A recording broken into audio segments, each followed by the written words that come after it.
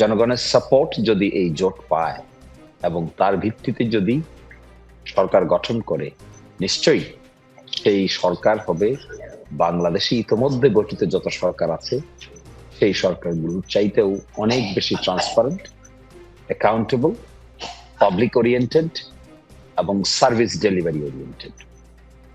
এবং দেখবেন, আমরা বলেছি যে দুর্নীতিবাজদেরকে প্রশ্রয় দিবে না, নিজেরা দুর্নীতির সঙ্গে ইনক্লুড হবে না এবং দুর্নীতিবাজদেরকে প্রশ্রয় দিবে। আগামীকাল স্বতন্ত্র প্রার্থী হিসেবে মনোনয়নপত্র জমা দিচ্ছেন আপনি। বিএনপির সাথে তাহলে আসলে আপনার এখন সম্পর্ক কি এবং কেমন? এমন একটি রাজনৈতিক দল যেখান থেকে আমার রাজনৈতিক যাত্রা শুরু হয়েছিল। বিএনপি সেই রাজনৈতিক দল যে রাজনৈতিক দলের জন্য গত 17 বছর আমি মাঠে, ডিজিটাল মাঠে এবং মিডিয়াতে এবং সংসদে নিরবচ্ছিন্নভাবে কাজ করেছি। সুতরাং এই দলটির প্রতি আমার ভালোবাসা, এই দলটির আদর্শের প্রতি আমার শ্রদ্ধা অতীতে যেমন ছিল এখনো সেরকম আছে।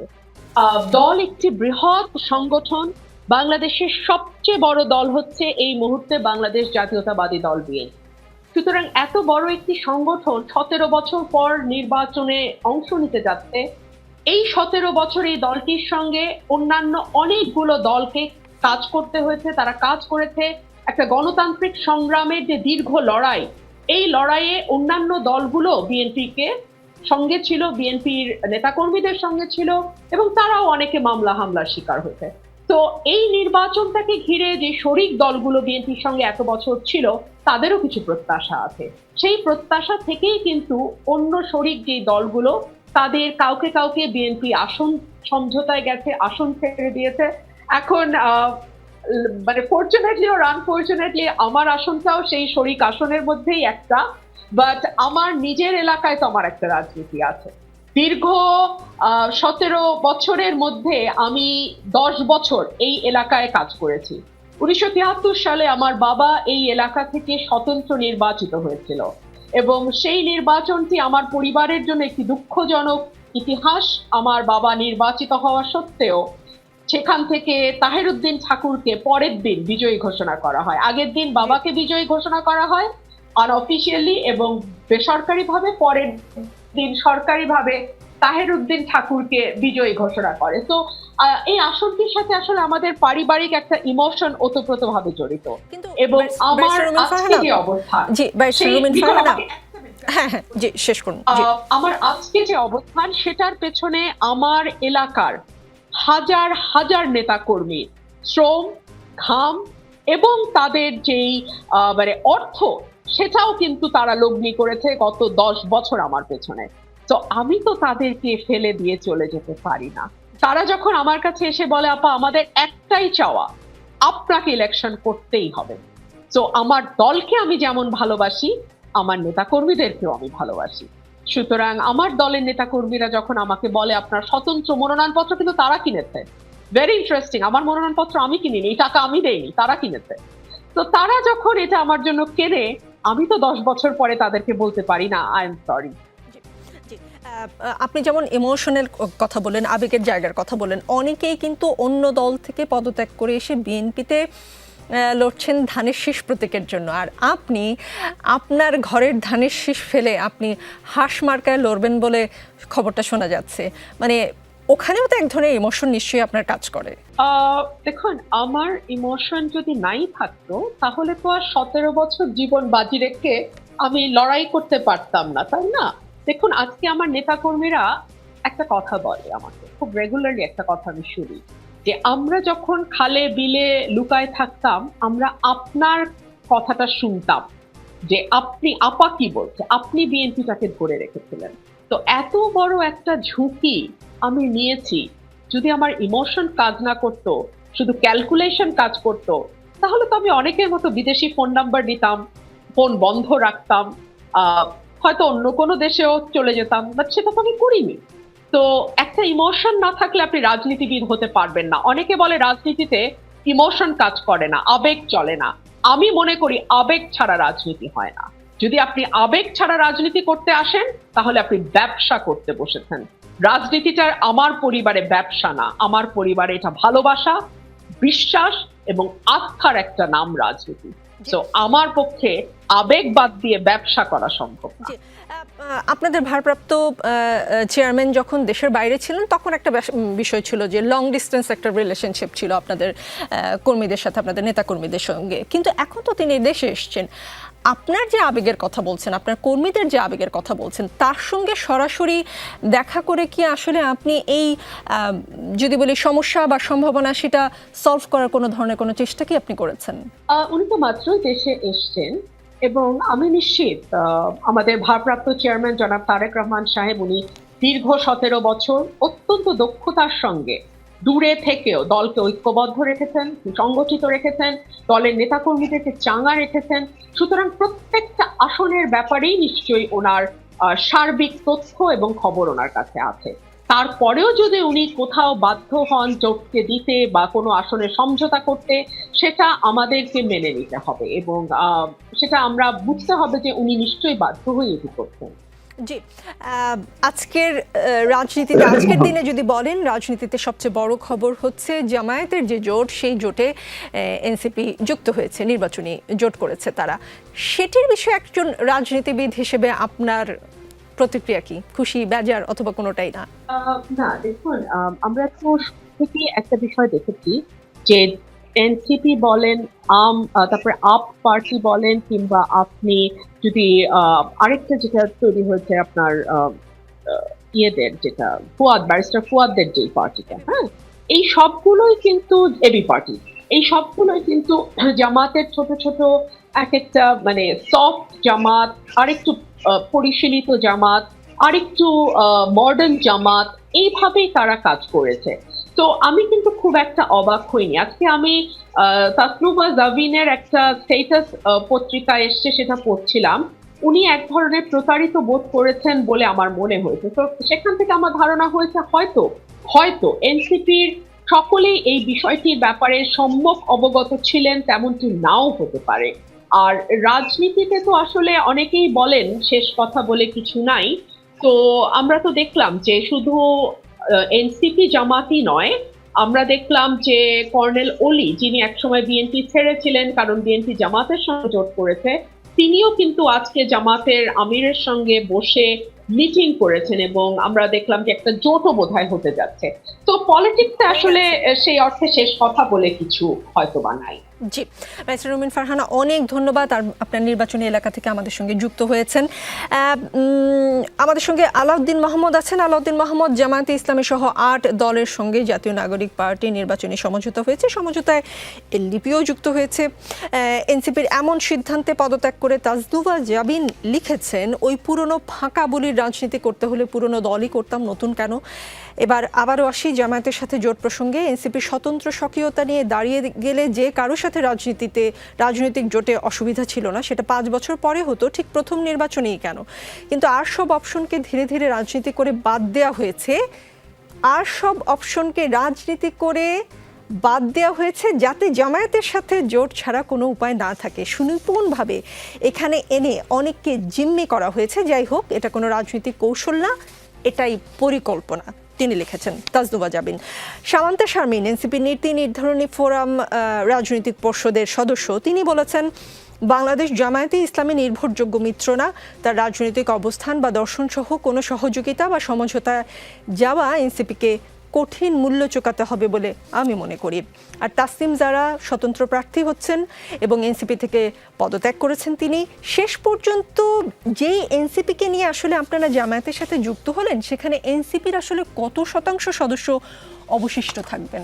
প্রিয় বড় বোন, রাজনৈতিক সহযোদ্ধা সামান্তা শারমিন ও তদ্রুপ, ওনাদেরকে এই প্রক্রিয়ায় কতটুকু যুক্ত করা হয়েছে কি হয়নি সেই বিষয়ে যদি আমি আলোকপাত করিও, তারপর বলবো যে এখানে আমাদের গত 2 মাস ধরে আপনার বিভিন্নভাবে এই বিষয়ে মিটিং হচ্ছে। কোনো একটা মিটিং হয়তো বা স্বতন্ত্র যাওয়ার পক্ষে মতামত দিচ্ছে সবাই, আবার পরবর্তী মিটিংয়েই বিএনপির সাথে জোটের পক্ষে অথবা জামাতের সাথে জোটের পক্ষে। মূল জায়গাটা হলো যে একটি রাজনৈতিক দল আপনার সব সময় তার সব সমর্থক কিংবা সদস্যদেরকে সাথে নিয়ে কোনো সিদ্ধান্ত নিতে পারে না। সেক্ষেত্রে যাদের সিদ্ধান্ত অথবা যাদেরকে ডিসেন্ট মনে হয়েছে, যার মতামতটাকে গ্রহণ করা যাচ্ছে না, তাদের সাথে সংখ্যাগরিষ্ঠদের উচিত অথবা নেতৃত্বের উচিত তাদের সাথে আলাদাভাবে বসা, তাদেরকে আস্থায় নিয়ে আসা।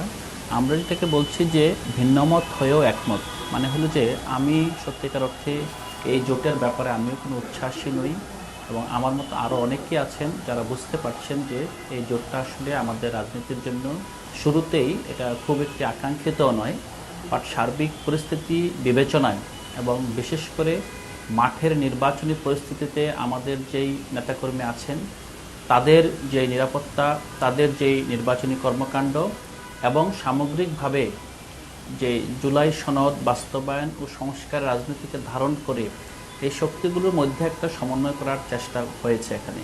তো আমি যারা এখানে এই সিদ্ধান্তে অথবা এই প্রক্রিয়ায় মনক্ষুণ্ণ হয়ে তারা প্রতারিত বোধ করেছেন, তাদের প্রতি আমি সমূহ শ্রদ্ধা রাখি এবং তাদের এই রাজনৈতিক যাত্রা, তাদের সিদ্ধান্তকে আমি স্বাগত জানাই।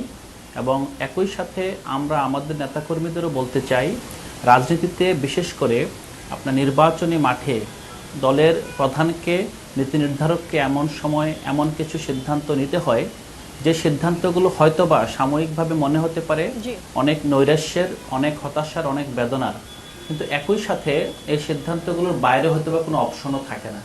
সো আমরা এই পুরো প্রক্রিয়ার ব্যাপারে এই কথাটা বললাম। জি, মোহাম্মদ শিশির মনির আছেন আমাদের সঙ্গে। মোহাম্মদ শিশির মনির, আপনারা বলেছিলেন যে ইসলামপন্থীদের ভোট এক বাক্সে আনতে চান, কিন্তু জোটে ইসলামপন্থী দলের বাইরেও বেশ কিছু দল আছে। জোটকে কেবল ইসলামপন্থীদের জোট হিসেবে না রেখে সব দল নিয়ে এখন দেখা যাচ্ছে আপনারা আসলে জোট করছেন, সেটার উদ্দেশ্য জানতে চাই। এবং আপনারা যে ক্ষমতায় গিয়ে ইসলামী আইনে রাষ্ট্র পরিচালনার কথা বলছেন, এর সঙ্গে কি এলডিপি বা এনসিপির মতো দলগুলো একমত পোষণ করবে? যদি না করে সেক্ষেত্রে আপনাদের অল্টারনেটিভ প্ল্যানিং কি? দেখুন, এই যে জোট বড় হয়েছে, জোট এক্সটেন্ডেড হয়েছে, this is a good sign in Bangladeshi politics. Bangladeshi পলিটিক্সের মধ্যে নতুনত্ব আসার যে কয়টা ক্রাইটেরিয়া আছে সেটি ফুলফিল করার চেষ্টা করেছি আমরা, এবং এর মধ্যে ইসলামী দলের বাইরেও যারা অ্যাড হয়েছেন আগামী নির্বাচনে তার একটি প্রভাব পড়বে বলে আমরা মনে করি। এখন ইলেকশন রাজনীতিতে জনগণের support is the ultimate destination, এবং জনগণের সাপোর্ট যদি এই জোট পায় এবং তার ভিত্তিতে যদি সরকার গঠন করে, নিশ্চয়ই সেই সরকার হবে বাংলাদেশে ইতোমধ্যে গঠিত যত সরকার আছে সেই সরকারগুলোর চাইতেও অনেক বেশি ট্রান্সপারেন্ট, অ্যাকাউন্টেবল, পাবলিক ওরিয়েন্টেড এবং সার্ভিস ডেলিভারি ওরিয়েন্টেড। এবং দেখবেন, আমরা বলেছি যে দুর্নীতিবাজদেরকে প্রশ্রয় দিবে না, নিজেরা দুর্নীতির সঙ্গে ইনক্লুড হবে না এবং দুর্নীতিবাজদেরকে প্রশ্রয় দিবে না। এই নীতিতে যারাই একমত হতে পারেন, একমত হতে চান, সকলের সঙ্গে জোট করতে আমাদের কোনো আপত্তি নেই। ফলে this is an extended approach we have taken for the benefit and the stability of the nation. এবং এই স্টেবিলিটিটা আজকে দেখবেন এনসিপি যে সংবাদ সম্মেলন করেছে, তারা স্পষ্ট করে বলেছে যে জুলাই সনদ বাস্তবায়নের ক্ষেত্রে এবং জুলাই সনদের বড় ধরনের সংস্কার পরিকল্পনায় একমত হওয়ার ক্ষেত্রে যারা কার্যকর ভূমিকা পালন করতে পারে এবং করেছে ঐক্যমত্য কমিশনে, তারাই এখানে একমত পোষণ করেছে। ফলে আমি মনে করি this is a good sign. এবং দুটো মেরুকরণের রাজনীতিতে একটি রাজনীতি হবে জুলাই সনদ কেন্দ্রিক, একটি রাজনীতি হবে করাপশন ফ্রি বাংলাদেশ তৈরি করার যুদ্ধ, একটি রাজনীতি হবে ট্রান্সপারেন্ট অ্যাকাউন্টেবল বাংলাদেশ করার মতো একটি প্রক্রিয়া। আর আরেকটি রাজনীতি যেটি আমাদের সামনে উপস্থাপিত হয়েছে, যেখানে আমরা দেখছি নানানভাবে অপরাধের সঙ্গে জড়িয়ে যাওয়া, নিজেদের লোকদেরকে বহিষ্কার করতে করতে এই পর্যায়ে চলে গেছেন যে কোনো বহিষ্কারই আর কাজে আসে না। ফলে আমরা আর পুরনো রাজনৈতিক কালচার কৃষ্টিতে ফিরে যেতে চাই না, সেই চাঁদাবাজি করাপশনের জায়গায় আমরা ফিরে যেতে চাই না। We want a new Bangladesh. এই নিউ বাংলাদেশ তৈরির ক্ষেত্রে যাদের ভিশন আছে, যাদের মিশন আছে, যাদের এগ্রিগেট এফোর্ট আছে, যারা all together can take a very effective step, তারা আসন সমঝোতা করেছে। this is a very positive sign in my view in Bangladeshi politics. আসন In coming সমঝোতা days, একটু ব্যারিস্টার শিশির মনির, আসন সমঝোতার কথা যেহেতু বললেন, আসন সমঝোতা আসলে কত দূর? এনসিপি কে আপনারা ঠিক কত আসনের প্রপোজাল দিয়েছেন? আপনি দেখেছেন এটা পাবলিক ডোমেনে এসেছে, 30টার কথা বলা হয়েছে। তাও আসন যখন নমিনেশন পেপার সাবমিট করা হবে, নমিনেশন পেপার উইথড্রয়ালের একটা ডেট আছে, আপনি দেখবেন ইলেকশন শিডিউলের মধ্যে ওই নমিনেশন পেপার উইথড্রয়ালের সময় কিছু পরিবর্তন হয়। তো বাই এন্ড লার্জ এটি 30তে রূপান্তরিত হবে বলে এখনো পর্যন্ত এরকমই একটি কথাবার্তার ভিত্তিতে সমঝোতার প্ল্যান নিয়ে আগানো হচ্ছে। জি, এবং যেহেতু bigger agenda, we agreed to continue to ensure accountable Bangladesh, সেই জন্য আসন সমঝোতা নিয়ে আর কোনো অসুবিধা হবে না বলে আমি মনে করি। জি, এনসিপি মনে হচ্ছিল অনেকটা বিএনপির সাথে বোধহয় জোট করেই ফেললো, সেখান থেকে আজকে আসলে এনসিপি শেষ পর্যন্ত আপনাদের সঙ্গেই গেল। প্রথম প্রশ্ন, কি করে এনসিপিকে আপনাদের সঙ্গে আনলেন অথবা তারা এলো? দ্বিতীয় প্রশ্ন, এই কর্নেল অলির কথা ব্যারিস্টার রুমিন ফারহানা বলছিলেন, আপনি শুনছিলেন যে তিনি আসলে বিএনপি কেন জামাতের সঙ্গে, সেই জন্য গোস্বা করে তিনি বিএনপির সঙ্গ ছেড়েছিলেন। সেই কর্নেল অলিকে আমরা আজকে দেখলাম আপনাদের আমিরের সঙ্গে একই সঙ্গে প্রেস কনফারেন্স করতে। সেটা কি করে সম্ভব করলেন আপনারা? ম্যাজিকটা কি? দুটো ম্যাজিক্যাল প্রশ্ন করেছেন আপনি। একটি ম্যাজিক্যাল প্রশ্ন করেছেন যে এনসিপি কি করে এলো বা আমরাই বা কি করে আনলাম। তো এই পার্টে এজেন্ডার মিল হয়েছে, পারপাসের মিল হয়েছে, কর্মের মিল হয়েছে। That's why we are together. এটাকে অন্যভাবে দেখার কোনো স্কোপ এখানে নাই। এটা কেউ কারোর মধ্যে বিলীন হয়ে যায় নাই, কেউ কারো এজেন্ডা নিজে ধারণ করে নাই, কিন্তু ইলেকশনকে সামনে রেখে যে এজেন্ডাগুলো উপস্থাপন করা হচ্ছে, which are common এজেন্ডা, এই কমন এজেন্ডায় উই এগ্রিড। এই এগ্রিমেন্টের জায়গায় এনসিপি জামাত ইসলামী কাছাকাছি আসতে পেরেছে, বিএনপির সঙ্গে কাছাকাছি যেতে পারে নাই। সেই জন্য বিএনপির সঙ্গে কথাবার্তা বলেও যেহেতু এজেন্ডায় মিলে নাই, পারপাসে মিলে নাই, ইমপ্লিমেন্টেশনে মিলে নাই, সেই জন্য it has come to close to us. The Jamaat Islami and NCP become closer in terms of implementation of common agenda. আর সেকেন্ড বলছেন যে কর্নেল অলি সাহেবের কথা। দেখুন, পরিবর্তন হিউম্যান লাইফে is one of the important phenomenon. People changes, mind changes, situation changes, circumstances changes. যে সার্কামস্টেন্সেসে বসে আমি আপনার সঙ্গে আর্গুমেন্ট করছি, এই সার্কামস্টেন্সেস আর আপনার স্টুডিওতে বসে যদি আমি আর্গুমেন্ট করতাম, situation could have been different. যে সিচুয়েশনে এখনকার নির্বাচন হতে যাচ্ছে আর যে সিচুয়েশনে তিনি বিরোধিতা করেছিলেন, the situation is far more different than it was before. ফলে আমি ওনার এই পরিবর্তনটাকে আমি দেখতে চাই, this is some sort of dynamism. আপনি যখন আপনার পরিবর্তন স্ট্র্যাটেজি রিস্ট্র্যাটেজিস করেন, কৌশলকে পুনঃকৌশল করেন, রিকৌশল করেন, করতে পারেন। এটা যদি সাবজেক্ট টু মরালিটি হয়, সাবজেক্ট টু এমন কিছু না হয় যে ভায়োলেশন অফ ল, তাহলে changes of human mind is an ordinary course of business. এবং এটি হয়, এটি অতীতেও হয়েছে, বর্তমানেও হচ্ছে। আমরা এক্সপেক্ট করবো এটার মধ্যে স্টেবিলিটি থাকবে, এটার মধ্যে কমন ডিজাইন থাকবে, পারপাসিভ হবে, দেশকে প্রাধান্য দেওয়া হবে। এটিই হবে আমাদের মূল পারপাস। এবং I congratulate him that he has taken the decision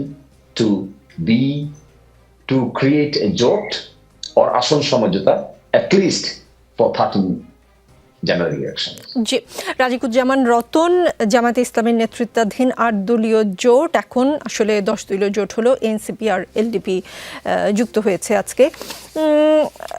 আপনার কাছে কি এটা স্বাভাবিক মনে হচ্ছে, না এরকমই আসলে হবার কথা ছিল যে এনসিপি জামাতে যাবে বা কর্নেল অলির দল এলডিপিও জামাতে গিয়েছে? আপনি কি সারপ্রাইজ না নরমালি নিচ্ছেন বিষয়টাকে? নির্বাচনকে কেন্দ্র করে নানা ধরনের যে জোট প্র্যাকটিস আমাদের এখানে হয়, এটা তারই একটা নতুন সংস্করণ আমরা দেখলাম। আমরা দেখি যে জোট করার ক্ষেত্রে কখনো ক্ষোভ কাজ করে, কখনো লোভ কাজ করে।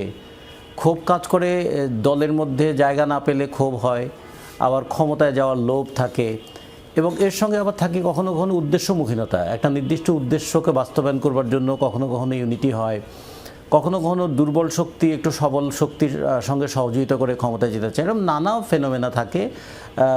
তবে পারপাসটা একটাই থাকে, সেটা হলো যে জোট করে নির্বাচনে তার শক্তিটাকে একটু বাড়িয়ে তোলা। এখন এই শক্তিটা জনগণের পক্ষে থাকবে নাকি আমরা অনেক সময় এমপি যেটা বলি, মেম্বার অফ পার্লামেন্ট, সেটাকে অনেক সময় এমপিকে ম্যাজিক্যাল পাওয়ারও বলি, কারণ এমপি হওয়ার পরে এমন কিছু পাওয়ার তাদের হাতে আসে লাইক ম্যাজিক। তখন আমরা ওই হলফনামায় দেখি যে সম্পদ কী পরিমাণ স্ফীত হয়, কিংবা কখনো কখনো পাওয়ার পেলে অন্যকে পাওয়ারলেস করে ফেলার একটা চেষ্টা করা হয়, অথবা একটা সারা জীবনের আশাও থাকে যে একবার পার্লামেন্টে যাব, এরকম নানা ঘটনা থাকে। তবে আমরা যেটা মনে করি যে রাজনীতিতে অন্তত একটা রাজনীতি থাকা উচিত, যে রাষ্ট্র পরিচালনার নীতিটা কি হবে। হ্যাঁ, মানুষের জীবন তো পরিবর্তনের মধ্যেই আছে, সমাজটা পরিবর্তনের মধ্যেই আছে, মানুষের চিন্তাও পরিবর্তনের মধ্যে থাকে, কিন্তু যারা পরিবর্তনকেই স্বীকার করতে চায় না তারাও আবার যুক্তি করার সময় বলে হ্যাঁ সব কিছু পরিবর্তনের মধ্যে আছি। এইটা নির্বাচন কিন্তু মানুষের অনেক দিক মানুষকে ভাবিয়ে তোলে। আমরা এই জন্য মনে করি যে এটা ওই মুনীর চৌধুরী একটা কথা বলেছিলেন না, আমাদের বিশিষ্ট আমাদের বুদ্ধিজীবী 71 সালে যাকে হত্যা করা হয়েছিল, তিনিও একটা বলেছেন যে মানুষ বেঁচে থাকলে বদলায়, কারণে অকারণে বদলায়। এরকম বদলানোর অনেক ঘটনা আছে নির্বাচনের সময়। এই জন্য এটাকে খুব বেশি অবাক হইনি আমরা, এবং আমরা মনে করি যে নির্বাচনে ক্ষমতার কাছে যাবার জন্য নির্বাচনকে ক্ষমতায় যাওয়ার সিঁড়ি হিসেবে ব্যবহার করা, আর একটা হলো নির্বাচনকে একটা গণতান্ত্রিক সংস্কৃতি চর্চা করার কাজে ব্যবহার করা।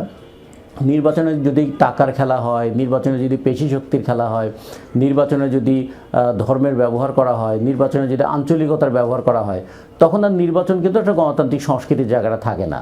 নির্বাচনটা হয়ে যায় যে কোনো কৌশলে ক্ষমতার কাছাকাছি যাওয়া অথবা ক্ষমতাটাকে কুক্ষিগত করা। সেই ক্ষেত্রেও অনেক সময় এরকম জোট প্র্যাকটিস হয়। জোট কখনো কখনো আদর্শের জন্য জোট হয়, কখনো কখনো ক্ষমতাকে নিকটবর্তী করার জন্য জোট হয়, কখনো কখনো কাউকে দেখিয়ে দেওয়ার জন্য জোট হয়, কখনো আত্মরক্ষার জন্য জোট হয়। ফলে নানা কারণে জোট হতে পারে। এই জন্য এটা নিয়ে আমরা খুব বেশি অবাক হইনি। আমরা মনে করি এটা তাদের একটা রাজনৈতিক চর্চারই অংশ, বিভিন্ন রাজনৈতিক কারণে তাই তারা এক হয়েছে। আজিজুল বারী হেলাল, আসলে বিএনপির সাথে তো এনসিপির জোট বা আসন সমঝোতার কথা শোনা যাচ্ছিল, কিন্তু শেষ পর্যন্ত তা হয়নি। এখন জামায়াতের সাথে হলো, বিএনপি কেন এনসিপিকে টানতে পারলো না, অথবা দূরে ঠেলেই দিল কিনা? ধন্যবাদ আপনাকে। দেখেন, নির্বাচনকে লক্ষ্য করে অ্যালায়েন্স গঠন হবে, এটাই স্বাভাবিক এবং গণতন্ত্রের এটা একটা বিউটি। আমরা খুবই বেশি অ্যাপ্রিসিয়েট করি এবং ধন্যবাদ জানাই যে বাংলাদেশে অন্তত একটা গ্রহণযোগ্য এবং কম্পিটিটিভ নির্বাচন হচ্ছে। অ্যালায়েন্সটা যে গঠন হয়েছে এনসিপির সাথে, জামাতে ইসলামের বা অন্যান্য দলের, এটাকেও আমি কংগ্রাচুলেট করি। কারণ কি, আমরা একমাত্র দল, আমরা চেয়েছি যে বাংলাদেশে একটা গ্রহণযোগ্য নির্বাচন হোক, একটা কম্পিটিটিভ প্রতিযোগিতামূলক নির্বাচন হোক। এখন সবাই যদি বিএনপির সাথে জোট বাঁধে তাহলে তো নির্বাচনটা আমি আর দামি হয়ে যাবে। আমাদের এমনি অ্যাকোমোডেশন করতে হচ্ছে কত। আপনি দেখলেন যে আমাদের সাথে যারা অভ্যুত্থানে ছিল সবাই আমাদের সাথে আমাদের দল থেকে মনোনয়ন চাচ্ছেন, একটা জোট আমাদের হয়েছে। তারপরে আবার আমাদের নিজেদের দলের ভিতরে 300 আসনে আমাদের নিজেদেরই 900 প্রার্থী রয়েছে। এরপরে আমাদের সাথে শরিক দল রয়েছে। সুতরাং সবাইকে যদি আমরা অ্যাকোমোডেট করি তাহলে তো এটা নির্বাচন হবে না। সুতরাং এখন যে দলগুলো আপনার বিভক্ত হয়ে যে জোটগুলো গঠন করছে, এতে আমাদের আগামী নির্বাচনটা কিন্তু ফ্রুটফুল হবে, অ্যাকসেপ্টেবল টু অল, যেটা আমাদের খুবই দরকার। সুতরাং বিএনপি কাকে নিতে পারলো, কাকে নিতে বিএনপি তো আগেই নিয়েছে সবাইকে। আমরা তো আমাদের শরিক দল সবাইকে নিয়েছি। এনসিপিরা আমাদের সাথে জোট না করে চিন্তা করেছে যে জামাতের সাথে জোট করবে, এটা তাদের একান্তই নিজস্ব চিন্তা ভাবনা। এখানে আমি মন্দের কিছু দেখি না, বরং আমি বিএনপির নেতা হিসাবে আমি মনে করি যে আমাদের সবারই এটাকে কংগ্রাচুলেট করা উচিত যে একটা জোট গঠন হচ্ছে। বিএনপির একটা জোট আছে, জামাতের একটা জোট আছে, আরো যদি দলকে জোট গঠন করে তাহলে আমরা একটা প্রতিযোগিতামূলক নির্বাচন পাবো।